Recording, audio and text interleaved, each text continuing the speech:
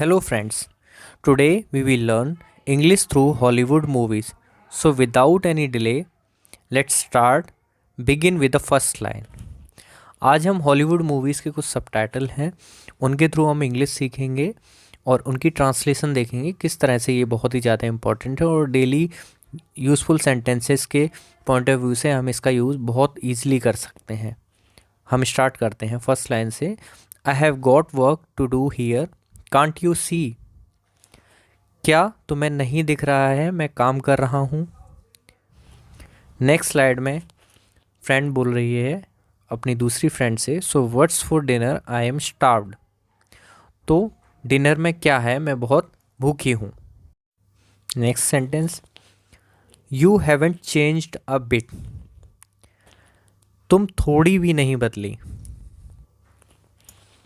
यहाँ पर एक इम्पॉर्टेंट पॉइंट ये है, नेक्स्ट सेंटेंस में हम देखते हैं, I take that as a compliment if I were you.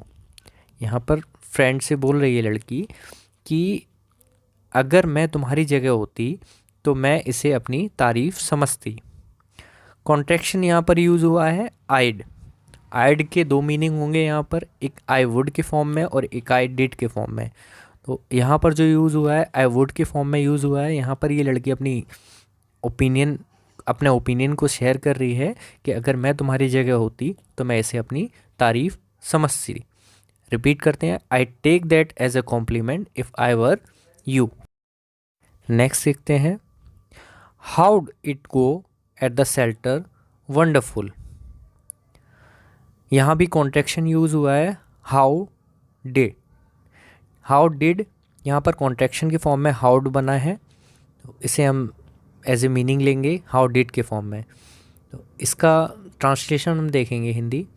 Are shelter, shelter यहाँ पर एनिमल सेंटर मैंने ब्रैकेट में लिखा हुआ है, जो कि एक चैरिटी है एनिमल्स के केयर के लिए।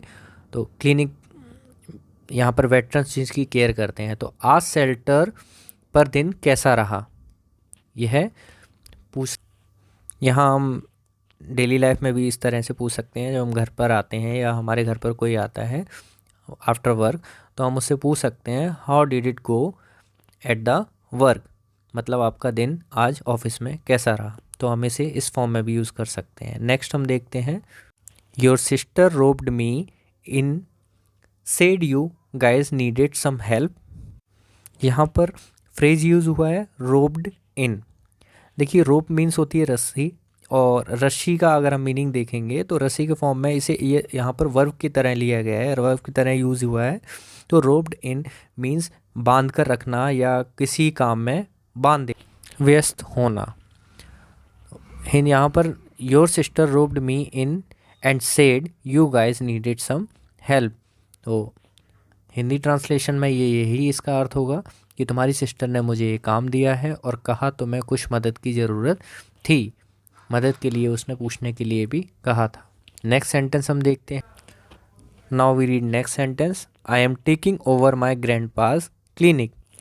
टेकिंग ओवर यहाँ पर फ्रेज की तरह यूज़ हुआ है। फ्रेज यहाँ पर टेक ओवर का हिंदी मीनिंग होता है कोई भी पदभार ग्रहण करना, मतलब कोई भी आपको पोजीशन मिली हुई है उस पोजीशन पर कार्यरत होना।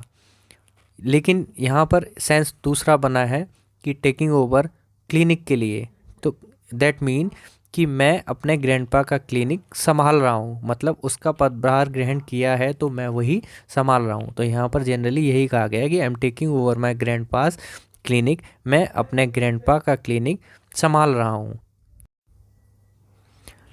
Next line, no I am not meddling. Meddling का मीनिंग होता है हस्तक्षेप करना, दखल देना किसी भी तरीके का।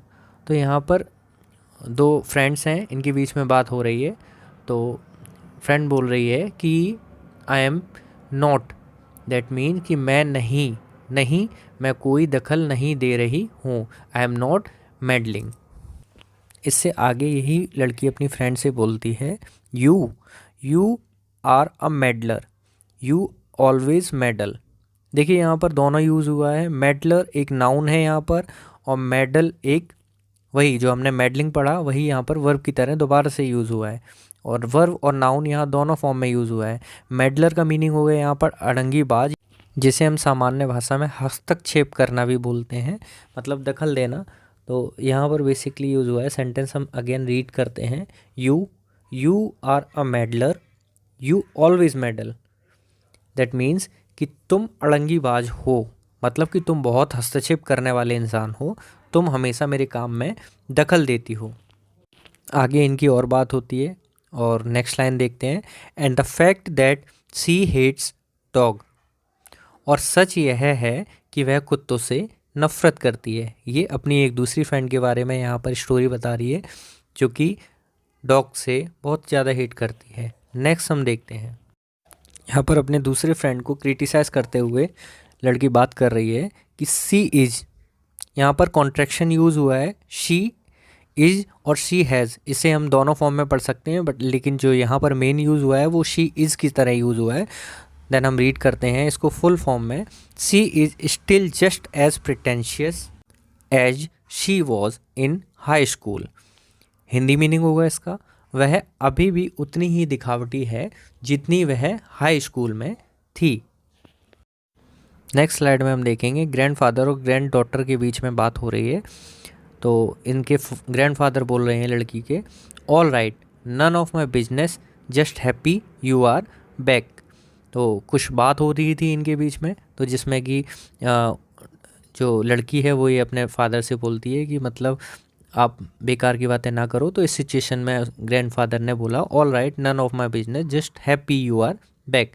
तो नन ऑफ माई बिजनेस, जो कि आपने बहुत कॉमन इसका यूज़ देखा होगा कि it's none of your business, इसका जनरली यही मीनिंग होता है कि मुझे इससे कोई मतलब नहीं, या तुम्हें इससे कोई मतलब नहीं होना चाहिए, तुम अपना बस काम करो। तो यहाँ पर इस सेंटेंस का यही मतलब है, ठीक है मुझे कोई मतलब नहीं, मैं बस खुश हूँ तुम वापस आ गई हो। नेक्स्ट इनके बीच में क्या बात होती है हम देखते हैं। रिप्लाई में लड़की अपने ग्रैंडफादर से बोलती है, well I am really happy to be back too. यहाँ पर TOO मतलब भी के सेंस में यूज़ हुआ है। तो इसका हिंदी ट्रांसलेशन है खैर। वेल के लिए हमने खैर यूज़ किया है। मुझे भी बहुत खुशी है कि मैं वापस आ गई हूँ। तो लड़की अपने ग्रैंडफादर से बोल रही है, जो कि अभी प्रीवियस स्लाइड में यही बात हो रही थी दोनों के बीच में। यहाँ पर इन हॉलीवुड सबटाइटल्स का यही मीनिंग है कि हम इसलिए इन्हें देख रहे हैं कि बहुत ही कॉमन है, ये डेली यूज़ में यूज़फुल है हमारे लिए। अगर हम अपने प्रैक्टिस में लेते हैं इन्हें तो हमारी कन्वर्सेशन डेफिनेटली इम्प्रूव करती है। और क्योंकि इसमें कुछ काफ़ी इंपॉर्टेंट फ्रेजेस भी इंक्लूड हो रहे हैं, तो हमें ये पता चल रहा है कि इसका हम सेंटेंस के साथ में क्या यूज़ करते हैं और इसका सेंस किस किस तरीके से निकल के आता है। जैसे हमने कुछ फ्रेजेस देखे, टेकन ओवर, टेकिंग ओवर, जो कि यहाँ पर यूज़ हुआ था। तो टेकन ओवर का मतलब कुछ भी पदभार ग्रहण करना, मतलब कोई भी पोजीशन होल्ड करना, तो वो स्पेशली क्लिनिक के सेंस में यूज़ हुआ। सेकंड जो फ्रेज हुआ था use, robbed in, your sister robed me in, जो कि स्पेशली काम के लिए यूज़ हुआ था। रोप का मतलब तो रस्सी होता है, लेकिन वर्ब के फॉर्म में अगर हम देखेंगे तो रस्सी से जकड़ना। तो इसलिए इसका एक्सप्रेशन बिल्कुल ही यहाँ पर चेंज हुआ था। हमने ये देखा था कि सिस्टर ने ये काम दिया है, मतलब रस्सी से जकड़ना और फिर वहाँ से कनेक्शन इस तरीके से बनना, तो डिफरेंस नहीं है, सिंपली हमें एक्सप्रेशन पर ध्यान देना है। इंग्लिश से जब हम ट्रांसलेशन करते हैं तो हिंदी एक्सप्रेशन किस तरीके से हमें जाहिर करने हैं इंग्लिश के कनेक्शन के साथ में। तो इसलिए robed in work, that mean कि काम असाइन की, काम दिया गया है। नेक्स्ट हम देखते हैं, you must think me a child who believes in a fairy tales.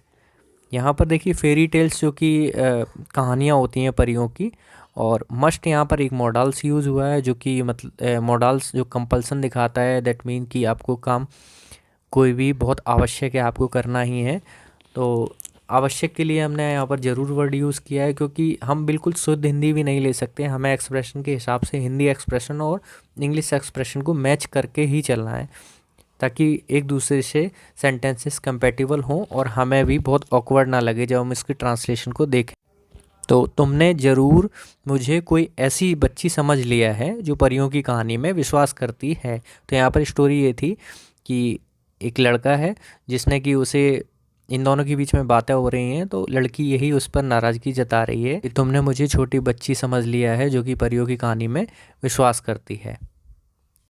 अब आगे लड़का लड़की से यही बोलता है, क्योंकि वह बातों में उसका ज़्यादा ही टाइम जो है वेस्ट हो गया था, तो ये अपने आप से ये लाइन सेंटेंस यूज़ करता है, I have wasted enough of my precious time.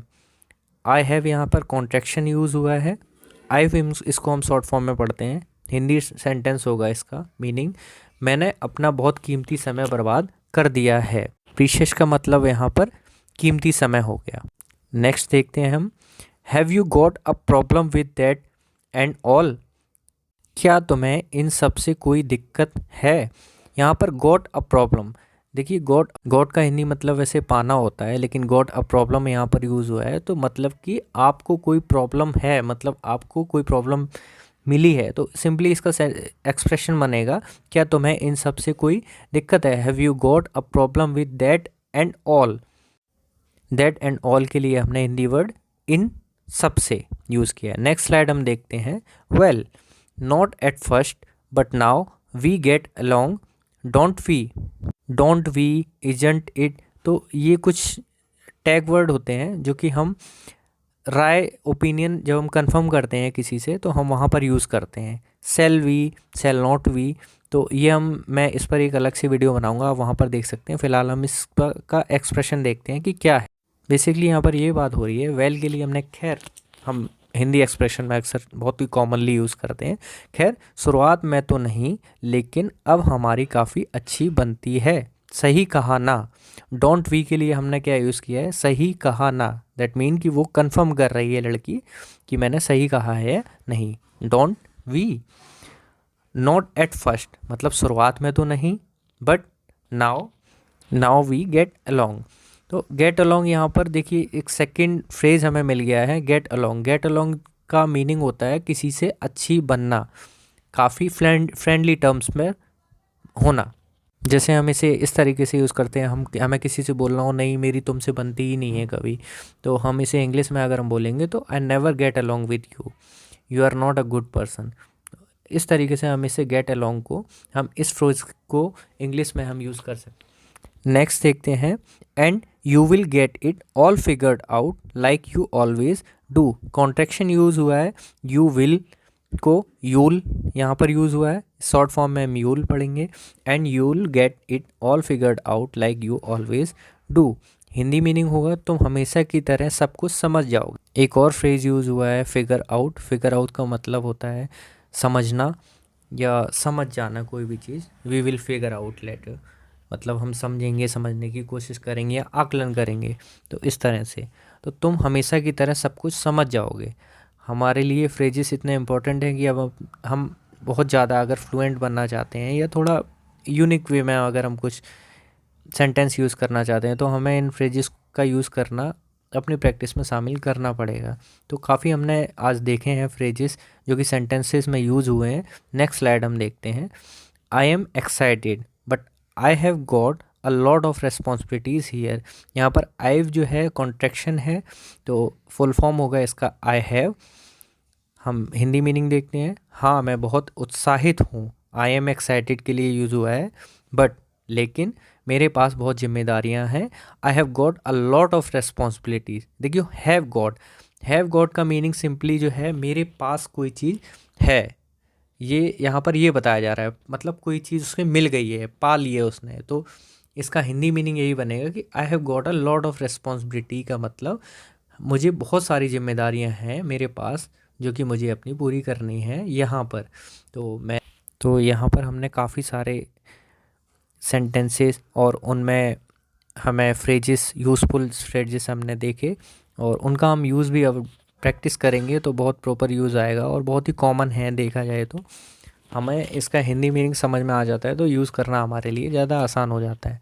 और जो हमने एक कन्वर्सेशन के फॉर्म में देखे हैं, ये हॉलीवुड सबटाइटल हैं, मूवीज़ हैं, उन्हीं की जो हैं स्लाइड्स हैं, उन्हें हमने यहाँ पर यूज़ किया। आज हमने फ्रेजेस देखे हैं जो हॉलीवुड सबटाइटल के साथ में काफ़ी यूज़ हुए थे, जो बहुत ही कॉमन है। अब इनका हमें यूज़ समझ में आ गया तो हम इजीली इसको यूज़ कर सकते हैं अपनी डेली कन्वर्सेशन में। तो प्लीज़ इसे अपना प्रैक्टिस में लाएं और उसे यूज़ करें, और वीडियो को एक बार देखने के बाद उसे रिपीट ज़रूर करके देखें फुल स्पीड में, तो इससे आपका भी ज़्यादा टाइम वेस्ट नहीं होगा। I hope you enjoyed this video. आगे भी मैं ऐसे वीडियोज़ और अपलोड करता रहूँगा। अगर वीडियो पसंद आया तो लाइक ज़रूर करें, सब्सक्राइब करें और शेयर करें अपने फ्रेंड्स के साथ।